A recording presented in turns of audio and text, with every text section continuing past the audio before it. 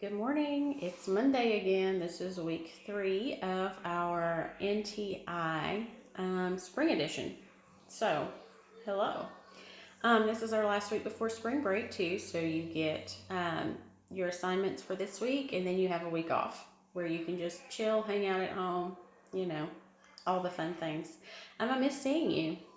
I know, right? So stay tuned to Google Classroom because sometime today I will be posting in each class a day and time and directions for a Google Meet. And that's where if you want to, you can join us on your phone or your computer and we can just kind of chat and catch up because we haven't seen each other in a really long time. So today's assignment, this week we are focusing on informational text. We've done literature, and then we did argument, and now we're into informational.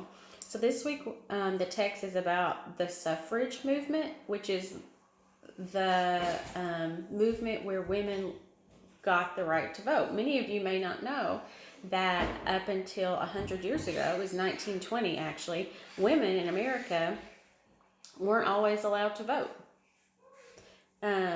So that's pretty interesting. So I want you, the first thing you're going to do today is to read this passage. It is a little bit longer than what we've been doing, but that's okay. It is 13 paragraphs. That's still not very bad. And then NTI Day 13. Got 3 questions. The first question is, what inference can you make about women's voting rights before the 19th Amendment was passed? Here's your hint. I would look at paragraphs 10 and 11, okay? And then cite one piece of evidence to support that. You're going to find that in paragraphs 10 and 11.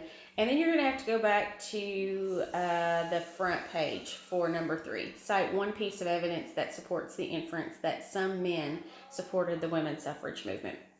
It's going to be in around paragraphs 3 through 5. So there's your hint. There's your little mini lesson for today. Because I don't really feel like I need to go over inferences or anything. If you have questions, text me, email me, Google Classroom message me. There's all kinds of ways to get in touch. I did put grades in last week into Google Classroom, and if I don't have a picture or in Google Docs or something of your work, I put it in as missing. And that is simply so that I can keep track of everything because it's a lot. It's a lot for you to keep up with this way. It's a lot for me to keep up with. And I've had several of you say, hey, I sent it to you this way, or hey, I've done it on paper. That's great. When I see it and when I have it, then I'll fix it. Okay, so it's still fluid.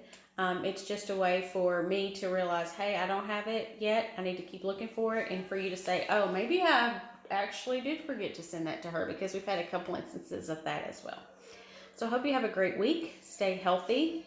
Get outside and enjoy this nice air, but by yourself, 6 feet away from other people. We're not having all these congregations, but enjoy the weather. Let me know if you need anything. Bye.